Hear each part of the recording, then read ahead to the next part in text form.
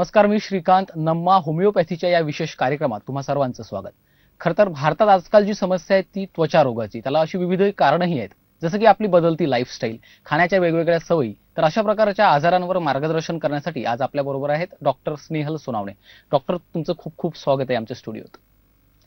तर कार्यक्रमाला सुरुवात करण्याआधी आपण डॉक्टरांची थोडक्यात ओळख करून घेऊयात. डॉक्टर स्नेहल यांनी आपलं शिक्षण BHMS मधून पदवी घेतली आहे. तसंच ते आता नम्मा क्लिनिकच्या अंधेरी शाखेत कार्यरत आहेत. तर आज आपण डॉक्टर स्नेहल यांच्याकडून जाणून घेऊया त्वचा रोगाबद्दल. डॉक्टर, त्वचा रोगाबद्दल तुम्ही थोडक्यात काय सांगाल? बघायला गेलं बेसिकली तर जे भारतातील प्रदूषण आहे, ठीक आहे, त्या प्रदूषणामुळे वाढत्या कलमुळे किंवा त्याच्या प्रादुर्भावामुळे हे त्वचा रोग जे आहे त्याच्यावरती जास्तीत जास्त कुठेतरी आपण बघू शकतो आजार वाढत चाललेले आहेत. तसं ओव्हरऑल जर आपण एक कुठेतरी मोजमाप जर केलं तर 5 ते 10% ओव्हरऑल पेशंट्स आपल्याकडे कुठेतरी दिसतात. पण जे कन्सल्टंटसाठी किंवा व्हिजिटसाठी येतात आपल्या ओपीडी मध्ये, तेव्हा आपण बघू शकतो 70 ते 75% हे जे पेशंट्स आहेत त्या त्वचा रोगाने ग्रासलेले आहेत. त्याचबरोबर वाढतं जे काही प्रदूषण, असं मगाशी म्हणाले की जसं आपण भारतामध्ये प्रदूषणाबद्दल बोलतो तर खूप जास्त कुठेतरी पोल्युशन असल्यामुळे, कुठेतरी जास्त हा जो काही त्रास आहे, हा जो काही नैसर्गिक प्रादुर्भाव असल्यामुळे हा सगळा त्रास आपल्या त्वचावर सुद्धा दिसून यायला लागलेला आहे. तसंच आपण जर बघायला गेलो तर खूप जास्त काही टक्क्यांमध्ये किंवा काही सुमारामध्ये बघायला गेलं तर त्वचा रोगामध्ये आपण जास्तीत जास्त त्रास हे जर बघितले तर सोरियासिस बघू शकतो, विटिलिगो, कोड येणं, पांढरे डाग येणं, पांढरे चट्टे पडणं, अर्टिकरिया जसं की अंगावरती लाल रंगाचे रॅशेस येणं किंवा खाज येणं, हे सगळे त्रास आपण बघू शकतो. तर ह्याचं कुठेतरी एक आपलं पर्यावरणही बोलू शकतो, वाढतं प्रदूषणही बोलू शकतो, किंवा येणारं आपली जी लाईफस्टाईल आहे, जे काही आपलं जीवनशैली आपण जगली आहे त्याच्यामुळे सुद्धा कुठेतरी ह्यामध्ये काही चेंजेस बघू शकतो.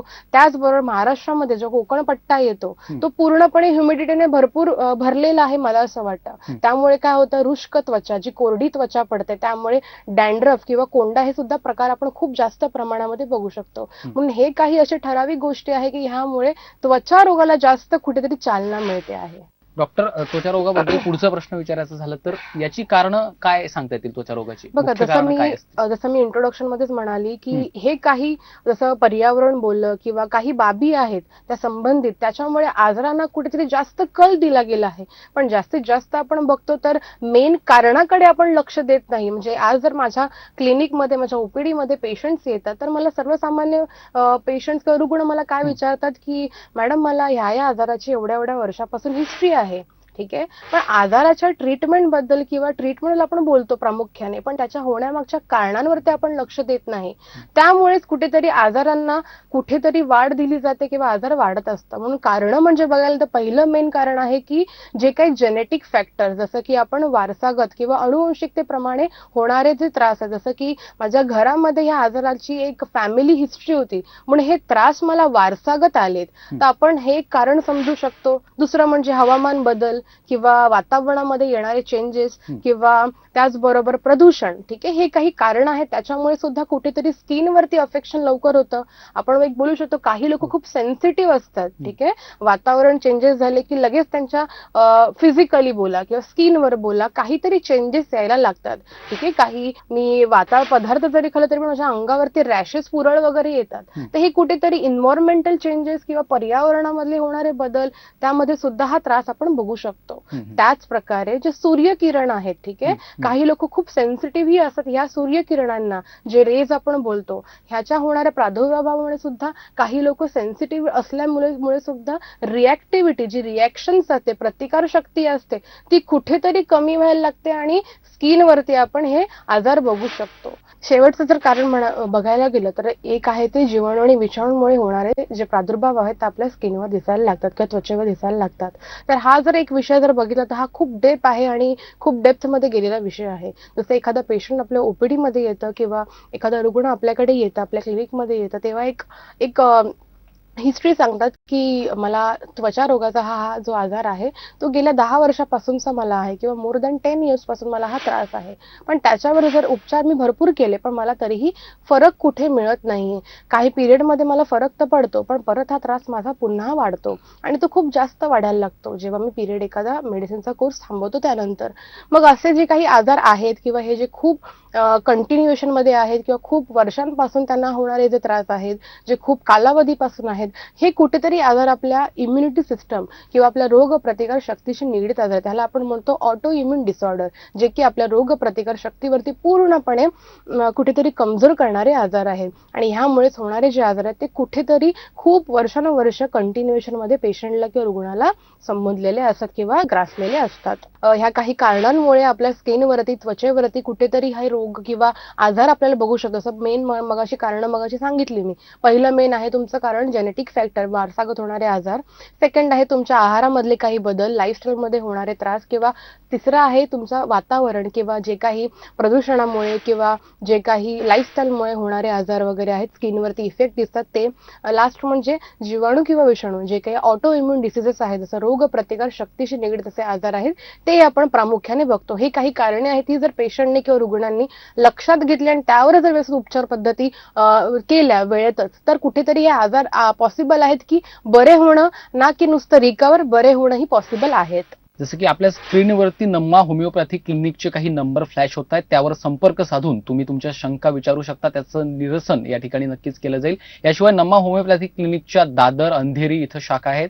त्याचबरोबर नागपूर, ठाणे, पुणे, नाशिक, सोलापूर, कोल्हापूर आणि औरंगाबाद या ठिकाणी सुद्धा नम्मा होमिओपॅथी क्लिनिकच्या शाखा उपलब्ध आहेत. त्या ठिकाणी तुम्ही संपर्क साधू शकता आणि तुमच्या सर्व शंका विचारू शकता. आपण त्वचारोगाविषयी आणखी सविस्तर माहिती घेऊच यात, मात्र घेऊया सध्या एक छोटासा ब्रेक.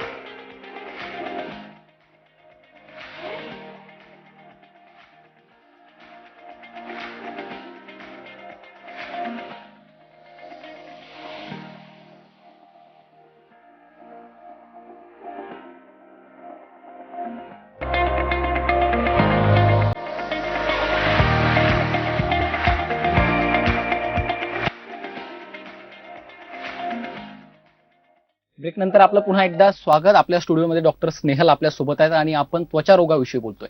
डॉक्टर, नम्मा होमिओपॅथी क्लिनिकमध्ये आपल्याकडे त्वचा रोगावरती काय काय उपचार उपलब्ध आहेत आणि याची लक्षणं काय असतात? बघा, जर आपण त्वचेचे प्रामुख्याने जर त्याचे जे काही टाइप्स आहेत किंवा त्याचे प्रकार बघायला गेलो तर खूप सारे असे डिझीज आहेत किंवा त्वचा रोग आहेत की आपण ते खूप बघू शकतो. पण काही जे ठराविक आहेत जे आपल्या क्लिनिकमध्ये सातत्याने येत असतात, ते म्हणजे दोन स्किनच्या प्रकारामध्ये आपण डिवाइड केलेलं आहे. एक आहे जनरलाइज आणि दुसरा आहे लोकलाइज. जनरलाइज म्हणजेच काय बरं, जे आपल्या रोग प्रतिकार शक्तीला कुठेतरी कमजोर करतात आणि कमी करतात. त्याच्यामुळे आपली स्किन जी आहे किंवा आपलं जे शरीर आहे ते कुठेतरी आजारांना आणखी वाढवून देतं. त्याला आपण बोलतो की जनरलाइज आजार, ज्याच्यामध्ये आपण सोरियासिस बोलू शकतो, विटिलिगो बोलू शकतो, लेकेन प्लॅनिस बोलू शकतो, अर्टिकेरिया बोलू शकतो. हे जे काही प्रकार आहे जे कॉमनली आपण डे टू डे लाईफमध्ये किंवा प्रॅक्टिसमध्ये माझ्या बघते आहे. सेकंड म्हणजे जे काय आहे जे लोकलाइज्ड आहे. लोकलाइज म्हणजेच काय की आपल्या स्किनवरती आपल्याला त्या वेळी काही चेंजेस झाले वातावरणामध्ये किंवा खाण्यामध्ये काही माझ्या चेंजेस झाले, त्यामुळे माझ्या स्किनवरती कुठेतरी त्याचा इफेक्ट दिसतं किंवा कुठेतरी त्याचा प्रादुर्भाव दिसतो. जसं म्हणायला गेलं तर आपण बोलू शकतो की फंगल इन्फेक्शन, जसं की रिंगवर्म, गचकरण आहे. ठीक आहे, एखादी अशी गोल रिंग अशी येणं स्किनवरती, लालसर आणि बिट्टी बिट्टी असं असणं गोल, पण त्याला आपण गचकरण बोलू शकतो. किंवा कुठेतरी एक्झिमा कंडिशन, रॅशेस येणं, पुरळ येणं अचानक, किंवा सेन्सिटिव्हिटी वाढली तर अंगावर सडनली रॅशेस येणं किंवा पुरळ येणं, किंवा डर्माटायटिस सारख्या कंडिशन आपण बोलू शकतो. हे काही असे इथे डिव्हिजन केलेलं आहे किंवा कुठेतरी असं तुलना केलेली आहे की ह्या आजारांनी किंवा ह्याच्या लक्षणांनी होणारे प्रादुर्भाव आपण जास्त बघतो स्किनमध्ये. नक्कीच डॉक्टर, आता आपल्याला प्रेक्षकांमधून सुद्धा एक फोन येतोय. आपण त्यांचा फोन कॉल घेऊया आणि त्यांची काय समस्या आहे ते सुद्धा जाणून घेऊ. हॅलो, नमस्ते मॅडम, मी पुण्यामधून बोलत आहे. एक प्रश्न होता मॅडम मला. आपल्या वडीलना जो स्किन प्रॉब्लेम आहे, ॲलर्जी आहे म्हणून सांगितलंय, 6 वर्षापासून त्रास होतो त्यांना. खूप बरं ट्रीटमेंट झालेलं आहे, काय फरक वाटत नाही मॅडम. तुमच्याकडे कसं प्रकारे ट्रीटमेंट दिली तुम्ही? तर जसं त्या म्हणाल्या की 45 इयर्सची फिमेल आहेत आणि त्यांना एक काही वर्षांपासून अर्टिकेरियाचे रॅशेस वगैरे येतात आणि ते सातत्याने येतच आहेत आणि काही ट्रीटमेंट वगैरे चालू असेल नसेल तर सहसा सर्वसामान्य लोक जेव्हा हे जे इचिंग किंवा खाजेचे प्रमाण वाढतात किंवा एक मेडिसिन्स वगैरे येतात ते कमी होण्यासाठी, पण प्रामुख्याने हा जर आजार आपण बघितलात तर ह्याचं मेन कारण शोधणं गरजेचं आहे असं मला वाटतं. कारण मेन तुम्ही आजाराचं कारणच बघणार नाहीत किंवा आजाराचं कारणच आपण बघितलंच नाही, तेच आधी माहिती करून घेतलं तर मग ट्रीटमेंट आपण कशावर देणार. त्यामुळे ह्या आजाराचं होण्यामागे कारण व्यवस्थित पडताळून त्याच्यावर ट्रीटमेंट दिली तर ते व्यवस्थित तिथे उपचार पद्धती होईल आणि ते आजार कुठेतरी क्युअर होऊ शकतं.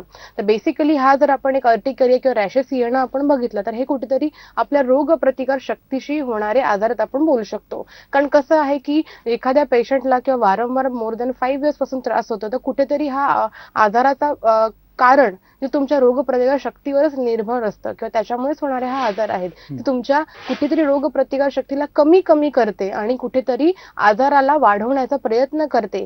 जसं की रोगप्रतिकार शक्ती जर आपण विचार केला की रोगप्रतिकार शक्ती म्हणजे काय असतं तर ही रोगप्रतिकार शक्तीच म्हणजे काय बरं, तर आपल्या शरीरावरती एक कवच आहे किंवा एक आवरण आहे, त्याला आपण ह्या रोगप्रतिकार शक्तीचं आवरण असं बोलतो. तिचं महत्व काय बरं, तर आपल्या शरीरामध्ये जे काही इन्फेक्शन किंवा कुठेतरी जीवाणू किंवा विषाणू यायचा प्रयत्न करत असतील त्यांना कुठेतरी फाईट बॅक करण्याचं काम ही रोगप्रतिकार शक्ती किंवा आपली इम्युनिटी सिस्टम करते. पण ह्याच रोगप्रतिकार शक्तीमध्ये कुठेतरी बिघाड झालेला आहे, कुठेतरी तिच्यामध्ये काहीतरी प्रॉब्लेम्स इश्यूज सुरू झालेले आहेत. त्याच्यामुळे ती काय करते, आपल्या चांगल्याच सैन्यांना कुठेतरी मारायला लागते, ॲबनॉर्मली खायला लागते. त्याच्यामुळे शरीरामध्ये हे जे इन्फेक्शन आहे ते डिरेक्टली एंटर करतं का शरीरामध्ये डिरेक्टली एंट्री घेतं आणि शरीरामधली जी रोगप्रतिकार शक्ती आहे तिला कमी करून आजारांना कुठेतरी वाढवतं.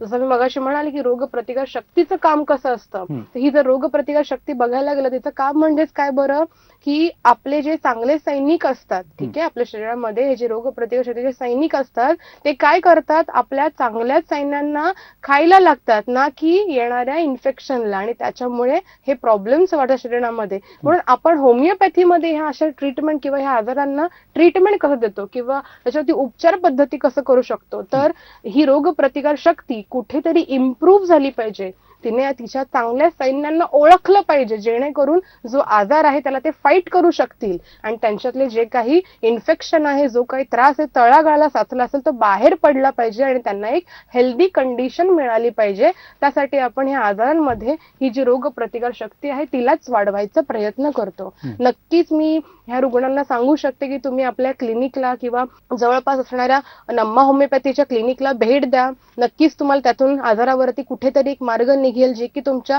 रोगप्रतिकार शक्ती, तुमच्या होणाऱ्या कारणावर तुम्हाला कुठेतरी औषध दिलं जाईल आणि त्यामुळे तुम्हाला एक हेल्दी कंडिशन नक्कीच मिळू शकेल. नक्कीच. आता जसं की आपण बघितलं, आपण त्वचा रोगाविषयी सविस्तर माहिती डॉक्टर स्नेहल यांच्याकडनं घेतोय. नम्मा होमिओपॅथी क्लिनिकच्या शाखा मुंबईतील दादर आणि अंधेरी या ठिकाणी आहेत. तसंच या व्यतिरिक्त ठाणे, नागपूर, पुणे, नाशिक, सोलापूर, कोल्हापूर आणि औरंगाबाद या ठिकाणी सुद्धा नम्मा होमिओपॅथी क्लिनिकच्या शाखा उपलब्ध आहेत. या व्यतिरिक्त स्क्रीनवर काही क्रमांक फ्लॅश होत आहेत, त्यावर सुद्धा तुम्ही संपर्क साधून तुमच्या शंका, समस्या सांगून त्यावर नक्कीच उपाय मिळवू शकता. नक्कीच आपण त्वचा रोगाविषयी आज डॉक्टर स्नेहल यांच्याकडनं सविस्तर माहिती जाणून घेतोय. डॉक्टर, आपल्याला आणखी एक फोन कॉल येतोय, आपण त्यांच्याशी संपर्क साधू आणि त्यांची समस्या समजून घेऊ. हॅलो, मी कोल्हापूरमधून बोलतोय. माझ्या वडिलांचं वय 52 वर्ष आहे. त्यांना 20 वर्षापासून सोरायसिसचा प्रॉब्लेम आहे. भरपूर ठिकाणी ट्रीटमेंट घेतलेली आहे पण प्रॉब्लेम पूर्णपणे क्लिअर झालेला नाही. मग आपल्या इथं काही ट्रीटमेंट आहे का या प्रॉब्लेमवरती? बघा, 20 वर्षापासून याला सोरियासिसची कंप्लेंट आहे. नक्कीच यांनी त्याच्यावरती उपचार पद्धती सुद्धा केलेल्या आहेत आणि त्यानंतर सुद्धा त्यांना कुठेतरी त्याचे काही चेंजेस किंवा कुठेतरी ते बरं होताना नाही दिसलेलं आहे. सोरियासिस जर बघायला त्याचं मेन कारण आहे तुमची नक्कीच रोगप्रतिकार शक्ती आणि सेकंड कॉज आहे तुमचं कुठेतरी मानसिक ताणतणाव. मानसिक ताणतणाव जेव्हा आपण बोलतो किंवा रोगप्रतिकार शक्ती बोलतो किंवा स्किन रिलेटेड आजार बोलतो किंवा त्वचा रोग बोलतो, तर हे त्वचा म्हणजेच आपला एक आपल्या शरीराचा आरसा आहे असं आपण बोलू शकतो. आंतर इंद्रिय जे आहेत किंवा जे काही इंटरनल ऑर्गन्स आहेत त्याच्यावरती कुठेतरी त्रास होतोय किंवा कुठे त्याच्यामध्ये बिघाड होतो, त्याच्यामुळे ही स्किन काय करते, तिच्या सुपरफिशियल लेयर्स मध्ये हे सगळे जे काही प्रॉब्लेम्स आहेत किंवा जे काही चेंजेस आहेत ते दाखवत असते. म्हणून आपण डे टू डे लाईफ मध्ये जे काही आपलं लाईफस्टाईल आहे त्याच्यामध्ये येणारे जो काही मानसिक ताणतणाव आहे त्याला कुठेतरी व्यवस्थितपणे बघितलं पाहिजे. कारण कसं आता आपण दैनंदिन जीवनामध्ये जे काही आपण लाईफस्टाईल जगतोय किंवा जे काही कामाचा लोड आहे, जे काही त्रास आहे तो आपण कुठे बोलत नाही ओपनली किंवा कुठे स्पष्ट करत नाहीत. त्यामुळे काय होतं, ताणतणाव जो आपण त्याला कुठेतरी सप्रेस करतो. आपण असंही बोलू शकतो की सोरियासिस मध्ये सुद्धा एक मानसिक ताणतणाव हा सुद्धा एक फॅक्टर असू शकतो आजारांना प्रोत्साहित करण्याचं. बघायला गेलं सोरियासिस मध्ये काय होतं बरं, आपल्या फिजिओलॉजिकली आपल्या स्किन मध्ये लेयर्स असतात. ठीक आहे, तुम्हाला एक फिजिओलॉजिकली चेंजेस सांगते मी. आपल्या स्किन मध्ये कसे बदल घडून येतात.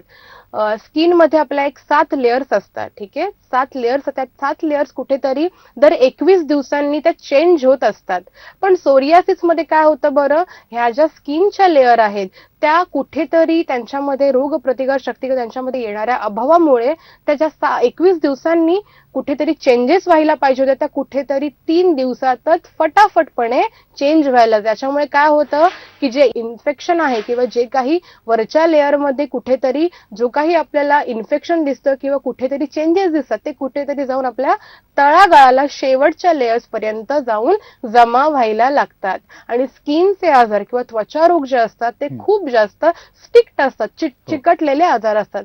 ते कुठेतरी वाढत गेले तर आपल्या जे आंतरिंद्रिय आहेत किंवा आपले जे काही इंटरनल ऑर्गन्स आहेत, स्पेसिफिकली बोलायचं म्हटलं तर आपले जे श्वसनाचा आजार आहे किंवा श्वसनाचं जे काही चक्र आहे त्याच्यावरती पटकन कुठेतरी इफेक्ट दाखवायला लागतं आणि पुढे जाऊन हेच आजार आपल्या बोन्सवरती, हाडांवरती कुठेतरी त्रास द्यायला लागतात. म्हणून हे जे चक्र आहे ते कुठेतरी मोडलं पाहिजे. म्हणून ह्या ज्या काही बाबी आहेत जसं रोगप्रतिकार शक्ती, मानसिक ताणतणाव ह्याच्यावरती व्यवस्थित आराखडा केला पाहिजे. एक प्रॉपर त्यांना ट्रीटमेंट दिली पाहिजे जेणेकरून हा जो 20 वर्षापासूनचा त्रास आहे तो कुठेतरी ब्रेक झाला पाहिजे विदिन एक मुळापासून किंवा रूट पासून ट्रीटमेंट दिल्या गेल्यामुळे. ओके, नक्कीच तुम्ही आपल्या जवळच्या क्लिनिकला किंवा नम्मा होमिओपॅथीच्या क्लिनिकमध्ये व्हिजिट द्या. नक्कीच तुमच्या शंकांचं निवारण नक्कीच होईल आणि आजारालाही कुठेतरी रोख मिळेल. डॉक्टर, तुम्ही अगदी सविस्तरपणे आपण त्वचा रोगाबद्दल माहिती घेतली. याशिवाय तुमच्या काही शंका असतील, काही समस्या असतील तर स्क्रीनवर काही क्रमांक फ्लॅश होत आहेत, तुम्ही त्यावर संपर्क साधू शकता आणि तुमची कुठलीही समस्या नम्मा होमिओपॅथिक क्लिनिकला संपर्क साधून सांगू शकता. त्यावर नक्कीच निरसन होईल. या व्यतिरिक्त नम्मा होमिओपॅथी क्लिनिकच्या मुंबईतील दादर, अंधेरी या ठिकाणी शाखा आहेत. या व्यतिरिक्त ठाणे, नागपूर, पुणे, नाशिक, सोलापूर, कोल्हापूर आणि औरंगाबादला सुद्धा नम्मा होमिओपॅथीची शाखा उपलब्ध आहे. त्या ठिकाणी जाऊन तुम्ही भेट देऊ शकता. तुमच्या सर्व शंकांचं त्या ठिकाणी नक्कीच निरसन केलं जाईल. नक्कीच डॉक्टर, अगदी कार्यक्रमाच्या शेवटी जाता जाता तुम्ही प्रेक्षकांना काय सल्ला द्याल? बघा, होमिओपॅथीमध्ये किंवा नम्मा होमिओपॅथीमध्ये आपण जे काही उपचार पद्धती पेशंटवरती किंवा पेशंटला आपण देतो ती आहे nano genetic homeopathic constitutional medicine आपण देतो, जी की पेशंटच्या मानसिकता आणि शारीरिकता या दोन्ही गोष्टींना कुठेतरी कव्हर करतं. माणूस हा कुठेतरी मानसिकतेने कुठेतरी जडलेला आहे म्हणून शरीरावर त्याच्या इन्फेक्शन किंवा जे काही त्रास आहे ते दिसायला लागतं. म्हणून आपण पेशंटची पूर्णपणे केस हिस्ट्री त्याच्यामध्ये आपण त्याला पूर्णपणे त्याचा विचारतो, जसं की स्वभाव कसा आहे, त्याचबरोबर मानसिक ताणतणाव होता का, किंवा अगदीच पेशंट म्हणाला की 5 वर्षापासून मला आजाराची हिस्ट्री आहे, तर 5 वर्षापूर्वी काही मानसिक ताणतणावापासून तुम्ही जात होतात का, काही कामामध्ये टेन्शन आहे का किंवा ताण आहे का, किंवा प्रत्येक गोष्ट ह्या छोट्या मोठ्या गोष्टी ज्या आहेत त्या होमिओपॅथीमध्ये आपण विचारतो. एक सखोल अभ्यास आपण पेशंटचा करतो, जे की खूप महत्वाचं आहे होमिओपॅथीमध्ये. मानसिकताही बघणं आणि शारीरिकता. जर शारीरिकता आपण बघायला गेलं तर पेशंटचे सिम्पटम्स वगैरे विचारतो, लक्षणं विचारतो, त्याचं होण्यामागचं कारण विचारतो, कधीपासून सुरुवात झालं, ठीक आहे, त्यासोबत तुम्हाला आणखी त्याच्यामध्ये चेंजेस काय दिसतात, आणखी काय त्रास होतोय का, हे झाले आपले शारीरिक संबंधित त्रास. पण होमिओपॅथीमध्ये आपण जी काही ट्रीटमेंट देतो ती तुमच्या मुळापासून देतो, जी की तुमच्या कारणावरती आहे. होण्यामागचं कारण, त्रासाचं होण्यामागचं कारण ह्यावर आपण ते कुठेतरी फाइंड आउट करून शोधून त्याच्यावरती व्यवस्थितपणे एक nano genetic homeopathic constitution medicine बोलतो, जी की तुमच्या पूर्णपणे कॉन्स्टिट्यूशनवरती, व्यक्तिमत्वावरती निर्भर केली जाते आणि तेच बघून आपण होमिओपॅथिक मेडिसिन देतो पेशंटला. नक्कीच तुम्ही नम्मा होमिओपॅथीमध्ये या. तुमचे जे काही क्वेश्चन्स आहेत किंवा जे काही त्रास आहे त्या संबंधित बोला, जेणेकरून तुम्हाला कुठेतरी एक होप मिळेल, आशा मिळेल, तुमच्या आजारांना कुठेतरी कमी होताना तुम्हाला रिकव्हरी दिसेल आणि नक्कीच पुढे गेल्यानंतर पॉसिबिलिटी आहे की आजार कुठेतरी क्युअरही होऊ शकतात. नक्कीच डॉक्टर, तुम्ही स्टुडिओमध्ये आलात आणि त्वचा रोगाविषयी इतकी सविस्तर माहिती दिली त्याबद्दल तुमचे खूप खूप आभार. थँक्यू. यासह कार्यक्रमामध्ये वेळ झाली आहे. इथंच थांबण्याची मात्र पाहत रहा लोकशाही न्यूज.